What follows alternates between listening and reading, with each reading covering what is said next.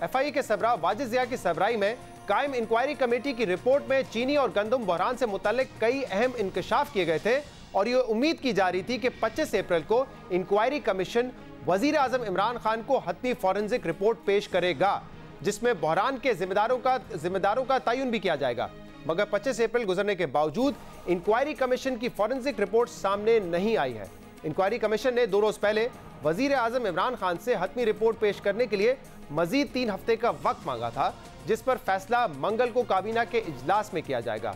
मगर नून लीग चीनी inquiry commission की रिपोर्ट में ताखीर को 100 अरब रुपए के हुकूमती डाके की तस्दीक करार दे रही है। नून लीग के सदर शहबाज शरीफ ने आज अपने बयान में कहा है कि हतमी रिपोर्ट ना आना इमरान खान का एतराफ़े जुर्म है। रिपोर्ट में ताखीर चीनी डकैती के असल जिम्मेदारों को बचाने की कोशिश है, मगर इंक्वायरी रिपोर्ट छुपाने से इमरान खान का जुर्म छुप नहीं सकता। याद रहे कि 23 अप्रैल को शाहिद खाकान अब्बासी ने DG FIA वाजिद जिया को खत लिखा था, जिसमें कहा गया था कि वो और खुर्रम दस्तगीर खान इस कमीशन के सामने पेश होकर चीनी बहरान से मुतल्लिक अहम मालूमात देना चाहते हैं।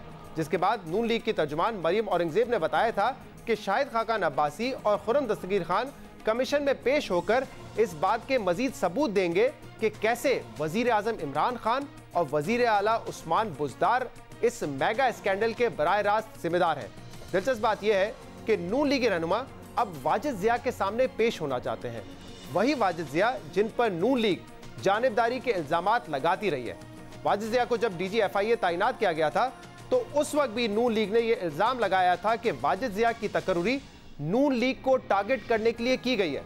याद रहे कि वाजिद जिया पनामा केस में कायम JIT के सरबराह भी थे, जिनकी रिपोर्ट की रोशनी में नवाज शरीफ को नाअहल करार दिया गया था और इसके बाद भी नून लीग ने उन पर इल्जामात लगाए थे और उनके किरदार पर सवालात उठाए थे। नून लीग वाजिद जिया के किरदार पर एक अरसे तक सवालात उठाती रही है। पिछले साल जब वाजिद जिया को DG FIA तैनात किया गया था तो उस वक्त भी नून लीग के अता तारड़ ने इल्जाम लगाया था कि वाजिद जिया की तैनाती नून लीग को टारगेट करने के लिए की गई है। वाजिद जिया मुतनाज़ा शख्सियत है जो FIA को भी मुतनाज़ा बना देंगे। वाजिद जिया की बतौर DG FIA तैनाती वही वाजिद जिया जो मियां नवाज शरीफ साहब के पनामा JIT का जो है वो सरगर्म रुकन भी था। इमरान अहमद न्याजी ने वाजिद जिया को बतौर DG FIA जो है वो तैनात किया।